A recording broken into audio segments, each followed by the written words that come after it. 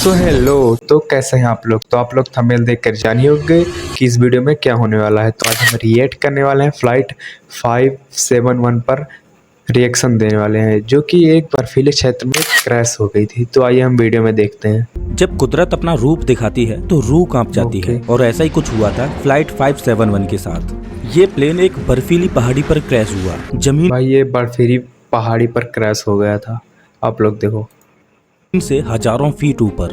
और इस क्रैश में जो पैसेंजर्स बचे रह गए, उनके पास खुद को बचाने के लिए सिर्फ एक ही चारा था, अपने ही फैमिली मेंबर्स और यार दोस्तों का मांस खाना। भाई साहब, मतलब एक कैसे कर सकते हैं लोग। फ्लाइट 571 की कहानी, चाहे इसे आप दुनिया का सबसे बड़ा चमत्कार कहो या मानव इतिहास की सबसे बड़ी क्रूरता, लेकिन इस कहानी को सुनकर आपकी रूह कांप जाएगी। तो इस वीडियो को आप लोग लाइक और सब्सक्राइब जरूर करना। तो वीडियो में आगे बढ़ते हैं। ये दिल दहला देने वाली कहानी शुरू होती है 12 अक्टूबर 1972 को। साउथ अमेरिका के यूरुग्वाई देश से एक चार्टर्ड प्लेन उड़ान भरता है, जिसको चिली देश की राजधानी सैंटियागो में पहुंचना है। इस प्लेन में बैठे हैं रग्बी प्लेयर्स और उनका मैच देखने। भाई प्लेयर्स बैठे थे इसमें और उनका मैच देखने कई लोग जाते हैं, मतलब उनके परिवार के लोग ही थे। जा रहे हैं उनके फैमिली मेंबर्स, उनके रिलेटिव्स और उनके यार दोस्त। इस प्लेन में टोटल 45 पैसेंजर्स हैं, जिनमें 9 क्रू मेंबर्स हैं। ये फ्लाइट 3 घंटों में अपनी डेस्टिनेशन पर पहुंच जाएगी, लेकिन रास्ते में इसको एंडीज की पर्वतमालाओं को पार करना होगा। लेकिन दुर्भाग्य से आगे चलकर मौसम खराब मिलता है। इस वजह से इस फ्लाइट को रास्ते में ही अर्जेंटीना के मेंडोजा शहर में लैंड कराया जाता है। भाई उतार देते हैं, फिर भी मतलब कैसे क्रैश हो जाता है। तो स्टोरी को आगे देखते हैं। ये फ्लाइट रात भर वहीं रुकती है और अगले दिन यानी 13 अक्टूबर को उड़ान भरने के लिए तैयार होती है। लेकिन परेशानी ये है कि अभी भी मौसम खराब है। लेकिन अच्छी बात ये है कि इस फ्लाइट का जो पायलट है वो इस रूट से पहले भी 29 बार उड़ान भर चुका है। इस वजह से फिर तो उसके पास एक्सपीरियंस ही था, 29 बार उड़ान भर चुका है। तो देखते हैं। पूरा आइडिया है कि इन एंडीज की पहाड़ियों को कैसे पार करना है। पायलट के कॉन्फिडेंस की वजह से ये फ्लाइट 13 अक्टूबर को दोपहर के 2:18 पर फिर से उड़ान भरती है। यहाँ से सैंटियागो पहुँचने में सिर्फ 1 घंटे का रास्ता बचा है और पायलट को पूरा भरोसा है कि 1 घंटे के बाद वो सही सलामत सैंटियागो में पहुँच जाएंगे। पर उनको क्या पता आगे क्या होगा। ये प्लेन करीब 18,000 फीट के एल्टीट्यूड पर उड़ रहा था और धीरे धीरे एंडीज की पहाड़ियों को पार करता जा रहा था। लेकिन आगे चलकर मौसम और खराब होता गया, जिस वजह से विजिबिलिटी और कम हो गई और पायलट को आगे कुछ भी दिखाई नहीं दे रहा था। अगर मौसम साफ होता तो पायलट आसपास की पहाड़ियों को देखकर आइडिया लगा लेता। भाई अगर मौसम साफ होता तो आसपास की पहाड़ियों को देखकर आइडिया लगा सकता था, बट मौसम ही इतना धुंधला था और क्या ही कर सकते हैं। प्लेन कहाँ है? लेकिन इस समय तो पायलट केवल प्लेन के इंस्ट्रूमेंट्स पर ही निर्भर है। अब क्योंकि पायलट को पता था कि वो 1 घंटे में सैंटियागो पहुंच जाएंगे, इसीलिए वो अपनी लोकेशन का रफ आकलन करता रहा। और 1 घंटे के बाद जब उसे लगा कि उसने एंडीज की पहाड़ियों को पार कर लिया है, तो उसने सैंटियागो एयरपोर्ट पर एटीसी से प्लेन को लैंड कराने की अनुमति मांगी। एटीसी ने पूछा कि क्या आपने एंडीज की पहाड़ियों को पार कर लिया है? तो पायलट ने कहा कि हाँ, उन्होंने एंडीज की पहाड़ियों को पार कर लिया है। एटीसी भी पायलट द्वारा दी गई लोकेशन पर ही निर्भर थी, तो एटीसी ने प्लेन को लैंड कराने की परमिशन दे दी और पायलट से कहा कि आप प्लेन को 11,500 फीट के एल्टीट्यूड पर ले आओ। 3:21 पर पायलट प्लेन के एल्टीट्यूड को धीरे धीरे घटाने लगा। 3:21। आप लोग सिर्फ टाइम ध्यान देना, अभी देखना क्या होता है। जैसे ही प्लेन नीचे आता है तो पायलट को दिखाई देता है कि अभी तो एंडीज की पहाड़ियां ही चल रही हैं और पूरी पहाड़ी अभी तक बाकी थी, फिर भी उन्होंने कहा कि पार कर लिए कंट्रोल रूम से। सामने एक बहुत बड़ी चट्टान है। जल्दी से पायलट प्लेन को फिर से ऊपर उठाने की कोशिश करते हैं, लेकिन अब बहुत देर हो चुकी थी। प्लेन को ऊपर उठाते उठाते प्लेन का पिछला हिस्सा पहाड़ी से टकरा जाता है और वो टूटकर अलग हो जाता है। प्लेन का पिछला हिस्सा खत्म होने की वजह से पीछे की जो सीटें थीं वो यात्रियों सहित हवा में उड़ जाती हैं और 3 पैसेंजर्स हवा में ही उड़कर खत्म हो जाते हैं। उसके बाद उसके आगे वाले पार्ट में भी मतलब काफी ज्यादा दिक्कत आ जाती है, खत्म हो जाते हैं। इस टकराव में प्लेन का राइट विंग भी टूट चुका था, जिस वजह से प्लेन डिसबैलेंस हो जाता है। जिस वजह से उसकी दूसरी विंग भी पहाड़ी से टकराती है और वो भी टूट जाती है।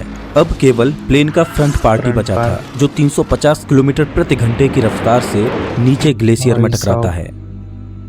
प्लेन पूरी तरह से तहस नहस हो जाता है। प्लेन के पायलट तुरंत मारे जाते हैं। 45 में से 12 लोग इस घटना में मारे जा चुके हैं। भाई पायलट समेत 12 लोग इस घटना में मारे गए थे।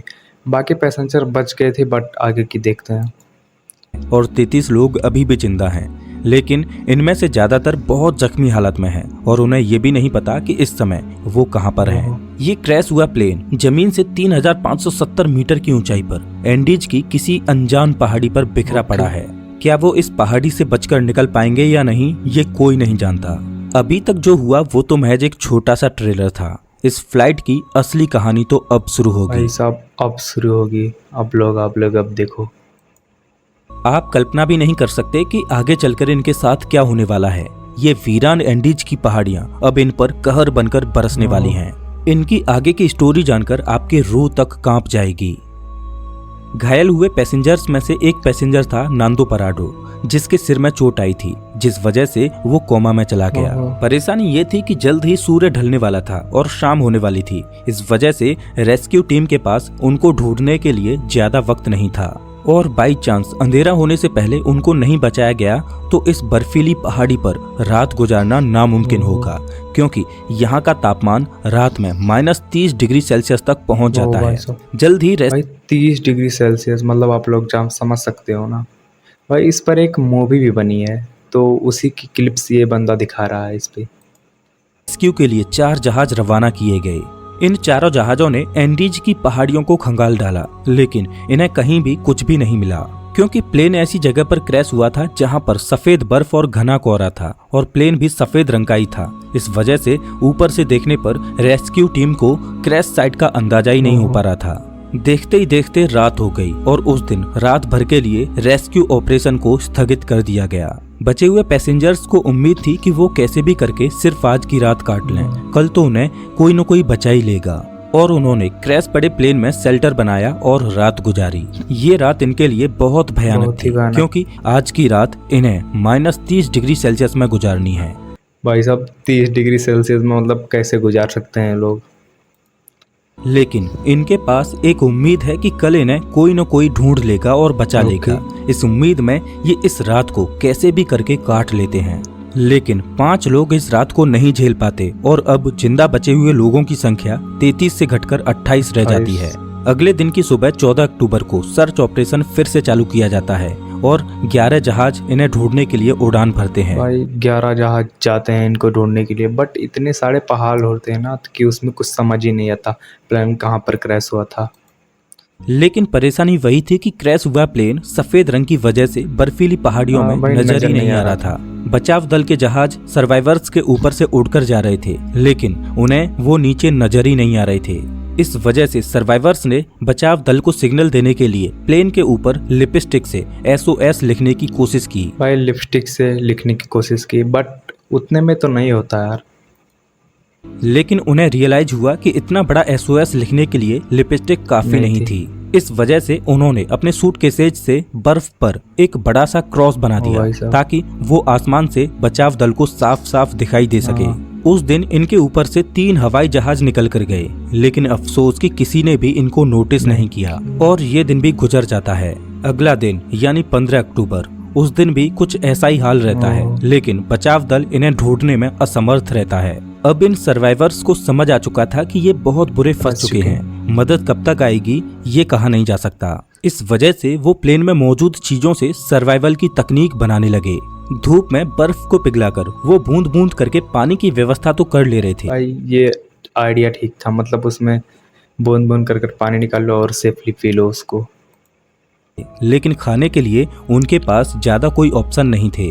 क्रैश के 3 दिन बाद यानी 16 अक्टूबर को नांदो पराडो कोमा से जाग उठता है और जैसे ही उसे होश आता है तो उसे पता चलता है कि इस क्रैश में उसकी मां खत्म हो चुकी है और उसकी 19 साल की बहन गंभीर रूप से घायल है। दिन प्रतिदिन गुजरता जा रहा है, मदद मिल नहीं पा रही। प्लेन में जो खाना था वो भी खत्म हो चुका है।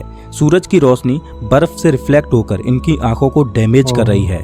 भूख, प्यास और असहनीय ठंडी को सहते सहते अब इन्हें इस पहाड़ी पर 8 दिन गुजर 8 चुके थे। दिन। रेस्क्यू प्लेन आते और इनके ऊपर से निकल जाते। भाई वो नजर ही नहीं आ रहे थे, पूरा मतलब सफेद था इसीलिए। और उन्होंने क्रॉस भी बनाया था बट उसको भी उन्होंने देखा नहीं। क्रैश के 8 दिन बाद नांदो पराडो की बहन भी जीवन की लड़ाई को हार जाती है और अपना दम तोड़ देती है। और उधर 8 दिनों के बाद सर्च अभियान को रोक दिया जाता है क्योंकि अक्टूबर के महीने में वहां पर बहुत ज्यादा बर्फ पड़ती है। इस वजह से सर्च अभियान को 2 महीनों के लिए स्थगित कर दिया जाता है। ऑफिशियल्स को ये लगा कि इन 8 दिनों में सारे यात्री मारे जा चुके होंगे। इस वजह से उनकी मुर्दा बॉडीज को 2 महीने के बाद खोजकर उनके घर वालों को भिजवा दिया जाएगा। इधर सर्वाइवर्स को प्लेन के मलबे में एक रेडियो मिला। जब सर्वाइवर्स ने रेडियो को ऑन किया तो उसमें उन्हीं की न्यूज ब्रॉडकास्ट हो रही थी कि फ्लाइट 571 के सर्च ऑपरेशन को अब बंद कर दिया गया है। इस न्यूज ने सब बंद कर दिया तो अब इन लोगों की तो पूरी उम्मीद ही टूट जाएगी। सर्वाइवर्स के होश उड़ा दिए। अभी तक तो उनको अपने खोजे जाने की एक उम्मीद थी, लेकिन वो अब रेडियो पर अपने ही मरने की खबर सुन रहे थे। अपने खोजे जाने की एक उम्मीद की किरण थी, वो भी टूट चुकी है। तो पार्ट 2 में हम आगे का सीन देखेंगे। तो तब तक के लिए बाय एंड चैनल को सब्सक्राइब और लाइक जरूर कर लेना।